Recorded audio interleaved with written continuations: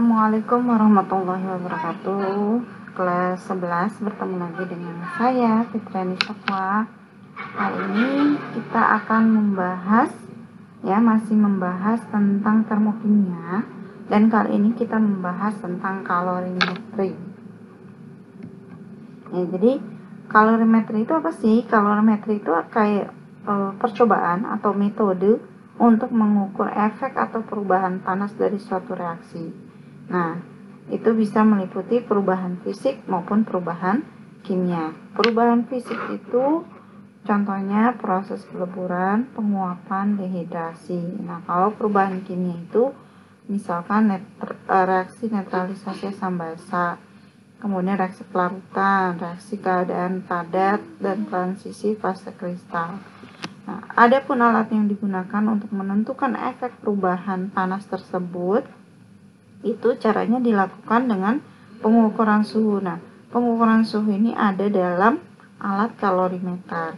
Nah, kalorimeter ini ada dua jenis, ada kalorimeter sederhana, ada kalorimeter bom. Nah, kalorimeter sederhana itu biasanya disebut kalorimeter larutan. Jadi alat yang digunakan untuk mengukur jumlah kalor yang terlibat pada reaksi kimia dalam sistem larutan.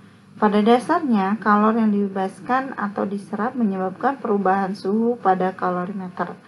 Jadi berdasarkan perubahan suhu per kuantitas reaksi, kemudian dihitung kalor reaksi dari reaksi sistem larutan tersebut. Jadi nanti pada percobaan tersebut kita ukur suhu awal, suhu sebelum reaksi, kemudian kita ukur suhu ketika reaksi selesai, gitu ya. Nah, itu apakah nanti suhunya turun atau naik. Nah, dari situ, kemudian baru kita menentukan berapa perubahan kalor yang terjadi pada reaksi tersebut. Ini adalah kalorimeter sederhana, ya, bentuknya seperti ini. Ya, bentuknya seperti ini. Jadi di sini nanti di dalam kalorimeter itu terbuat dari logam tipis, ya. Kemudian bijananya itu disebut kalorimeter. Nah, kemudian ada lagi lapisannya. Lapisan yang lain itu dipasang isolator yang terbuat dari gabus yang berfungsi mengurangi kehilangan kalor karena dihantarkan atau dipancarkan di sekitarnya. Kemudian ada penutup dari isolator panas yang telah dilengkapi dengan termometer. Ya, di sini ada lubang. Ini termometer juga bisa kita lepas pasang, ya. Jadi kalau mau kita reaksikan termometer, kita letakkan di dalam alat ini, kalorimeter. Kemudian ada pengaduk. Ini pengaduk, ya. Jadi sebenarnya kalau alat kalorimeter sederhana ini kayak termos. Kayak termos nih, jadi ada lapisan-lapisannya. Kemudian jenis yang kedua adalah kalorimeter bom. Kalorimeter bom adalah kalorimeter yang digunakan untuk mempelajari reaksi-reaksi pembakaran. Kalorimeter bom adalah sebuah sistem yang terisolasi dan memiliki volume konstan, sehingga dalam perhitungan tidak ada perubahan volume. Ya. Jadi kalorimeter bom seperti ini, dia lebih kompleks lagi unsur-unsur dari alat ini, ya. Jadi banyak banget unsur-unsurnya. Jadi ini tetap ada termometer yang digunakan untuk mengukur suhu, kemudian ada pengaduk untuk mengaduk air pendingin, ada katup oksigen, ya, di sini. Kemudian ada cawan untuk meletakkan bahan dan sampel yang ini. Kemudian kawat penyala untuk membakar, ya. Di sini ada nih, ini. Kemudian bom yaitu tempat terjadinya reaksi pembakaran, ya. Dan jaket air atau jaket untuk meletakkan bom. Jadi banyak banget detail alatnya, ya. Oke, sekarang penentuan harga perubahan entalpi atau delta reaksi dari kalorimetri ini, dari percobaan kalorimetri. Nah, menentukan besarnya perubahan kalor ya atau nilai delta H reaksi itu rumusnya ini Q sama dengan M kali C kali delta T atau Q sama dengan C besar kali delta T. Nah, M itu apa sih? Q itu kalor, jumlah kalor, satuannya bisa joule, kalori atau kilojoule atau kilokalori. Kemudian M itu massa. Nah, di sini kan kita kalau menggunakan kalorimeter sederhana, kita pakainya massa air ya. Kecuali tidak dalam bentuk sudah larutan, itu massanya massa larutan. Kemudian C kecil ini kalor jenis air atau kalor jenis larutan ya. Satunya joule per gram Kelvin atau joule per gram derajat Celcius. Kemudian delta T itu perubahan suhu ya, bisa derajat Celcius bisa Kelvin. Kemudian C besar kapasitas kalor kalorimeter. Oke. Nah, untuk menentukan Q reaksi atau kalor reaksi itu ya, jadi jumlah Q larutan ditambah Q kalorimeter. Jadi seperti ini, M kali C kali delta T dijumlahin berapa, ditambah delta, ditambah C besar kali delta T atau kapasitas kalor kalorimeter. Nah, kenapa pakai minus? Ini hanya simbol. Jadi kalau suhunya naik, artinya reaksi itu reaksi eksoterm. Berarti kita pakai tanda minus. Kalau suhunya turun, berarti itu reaksi endoterm, berarti tidak perlu ada tanda minus ya. Nah, untuk menentukan delta H itu satuannya kan halus kilojoule per mol atau joule per mol, maka kita bagi lagi dengan nilai mol dari zat yang direaksikan dalam kalorimeter. Oke, contoh soal. Suatu kalorimeter bom berisi 250 ml air yang suhunya adalah di awal 25 derajat Celcius. Kemudian setelah dibakar 200 mg metana, suhu tertinggi yang dicapai air dalam kalorimeter adalah 35 derajat Celcius. Jadi suhunya naik sampai 35 derajat Celcius. Nah, jika kapasitas kalorimeter itu nilainya adalah 75 joule per derajat Celcius dan kalor jenis itu 4,2 joule per gram ke derajat Celcius, berapakah entalpi pembakaran? Ya, delta Hc. Nah, di sini yang kita ketahui ada massa air. Ya, massa air ini sama dengan nilai volumenya yaitu 250 gram. Kemudian massa metana itu 250 mg, kita ubah menjadi gram, 0,2 gram. Kemudian perubahan suhu itu 10 derajat Celcius ya, jadi suhu kedua dikurang suhu pertama.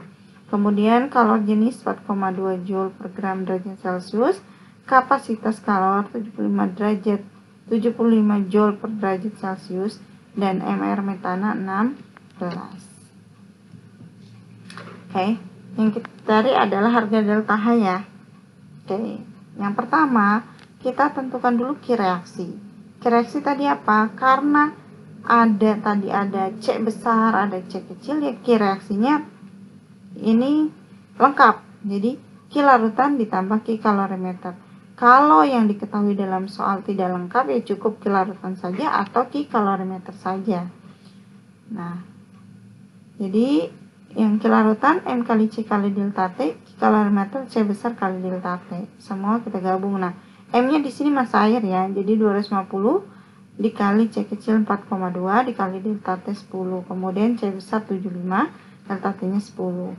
Jadi totalnya adalah 11.250 joule, atau kita ubah ke kilojoule dibagi 1000 itu nilainya 11,25 kilojoule. Nah, jadi untuk menentukan delta H reaksi itu, maka Q reaksi dibagi mol.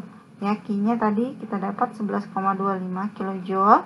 Kemudian molnya itu dari massa per mr ya. Jadi masanya tadi, massa metana 0,2 gram dibagi 16. Nah, ini kalau pecahan yang paling bawah pindah ke atas itu dikali. Jadi 11,25 dikali 16 dibagi 0,2, hasilnya 900 kJ per mol. Nah, ini tandanya negatif. Kenapa negatif? Karena tadi suhunya naik dari 25 derajat Celcius menjadi 35 derajat Celcius. Jadi reaksinya adalah reaksi eksoterm. Oke, contoh yang kedua. Nah, di sini ada kalorimeter yang di dalamnya ada 100 cm kubik atau 100 ml larutan NaOH 1 molar. Kemudian ada juga 100 cm kubik atau 100 ml larutan HCl 1 molar juga. Nah, ternyata ketika direaksikan suhunya naik dari 25 derajat Celcius menjadi 31 derajat Celcius. Nah, kalor jenis dianggap sama seperti kalor jenis air, yaitu 4,18 Joule per gram Kelvin. Ini kalor jenis larutan ya. Nah, dan massa jenis larutan itu 1 gram per cm kubik atau 1 gram per mili. Jika dianggap bahwa kalorimeter tidak menyerap kalor, tentukanlah perubahan entalpi dari reaksi ini. Ya, reaksi antara NaOH dan HCl. Nah, diketahui volume larutan 100 cm kubik dan 100 cm. Ada dua larutan kan di dalamnya. Itu ada yang pertama NaOH 100 ml, kemudian HCl juga 100 ml. Jadi total di dalam kalorimeter itu volumenya adalah 200 ml. Kemudian massa jenis 1 gram per cm kubik atau per mili. Nah, karena massa jenisnya 1, maka massa larutannya ya sama dengan volumenya, yaitu 200 gram. Oke. Kemudian tadi kalor jenisnya 4,18, perubahan suhunya 6 derajat Celcius ya. Jadi karena cuma yang diketahui kalor jenis ya, cuma C-nya C kecil doang, maka cukup menggunakan ini aja. Q itu M kali C kali delta T. Jadi M-nya tadi massa larutan ya, massa NaOH dan massa HCl itu 200 gram. Kemudian C-nya 4,18, perubahan suhunya delta T-nya 6, kemudian bagi molnya. Nah, molnya kita cari. Karena yang diketahui ada molar dan volume. Nah, kemudian masing-masing mol itu nilainya sama. Jadi antara mol NaOH dan mol HCl itu sama-sama 0,1 mol ya. Itu maka kita bagi 0,1. Nah, kalau misalkan molnya berbeda ya harus dicari delta H masing-masing.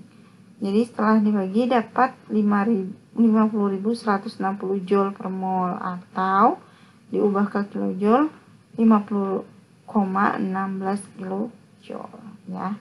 Tetap tandanya negatif karena suhunya naik. Oke. Bagaimana penjelasan dari saya? Mudah-mudahan bisa dipahami. Untuk lebih jelasnya atau kalau tidak paham bisa komen di kolom komentar atau bisa langsung tanyakan ke saya ya, via WhatsApp atau via email. Terima kasih atas perhatiannya. Mudah-mudahan kita masih selalu diberikan kesehatan supaya bisa bertemu lagi di pertemuan berikutnya. Tetap semangat ya, sampai jumpa lagi. Assalamualaikum warahmatullahi wabarakatuh.